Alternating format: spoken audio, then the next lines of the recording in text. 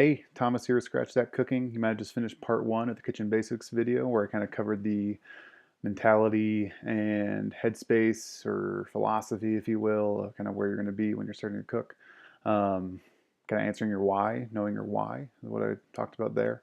Part two coming up. I'll be talking about spices and if any that you need, kind of the seasonings, yeah, and those kind of items around the non-perishables, if you will, around the kitchen that you'll need to get started cooking. So I won't cover seasoning too much. Main reason for that is I don't know what food you want to cook. The basics there are salt, right? You need to be seasoning your food, and salt's the biggest seasoner in Western culinary cooking.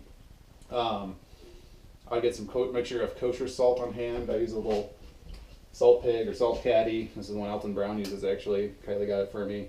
So you can kind of just control exactly what you're putting into your food, how much salt you're using. If you're cooking most of your food yourself, you don't need to worry about the sodium as much. You're not eating all those chips and things like that that are loaded with sodium and stuff. So you can get a break there. Obviously, pepper is another big one. You got a pepper grinder, so you can use whole kernels. They'll last longer, taste better. On top of that, your basics, the oregano, the thymes, the basils, those will get you through. I would suggest really buying the seasoning you need for a recipe. I like Winco and some other stores that have them in bulk sections where you can fill up a baggie and then bring it home, so you don't have to buy this really expensive vials of seasoning. Reason for that being that, what am I trying to say? It's a Okay, yeah. So if you are buying those seasonings as you need them and you're confident you'll use them again, like oregano or basil or thyme or even chili powder or cayenne pepper, you can throw that in everything, like Chef John.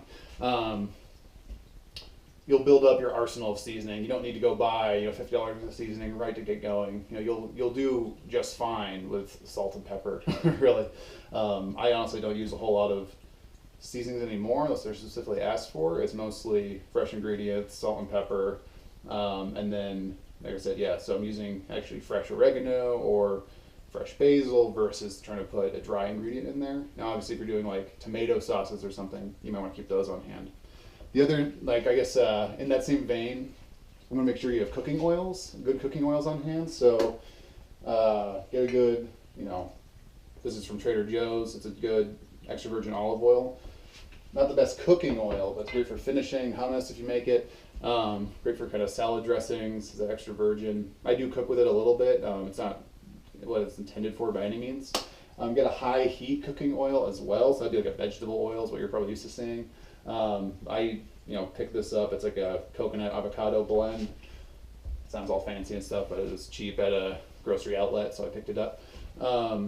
High heat, so you can do frying. Fry at high temperatures is important especially if you're breading anything, or if you're just frying anything in general. You really want the high heat oil, so you're not breaking that oil down and eating those kind of carcinogens is the wrong word. I can't remember the technical term at the moment, and it won't smoke as much, so you'll save yourself some grief that way.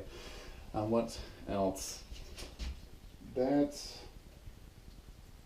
I guess the other non-perishables would be making sure you have the basics like flour and sugar on hand, baking soda, baking powder, cornstarch. Those are all things especially if you're going to be baking, right? Those are things you're going to need to have on hand for obvious reasons.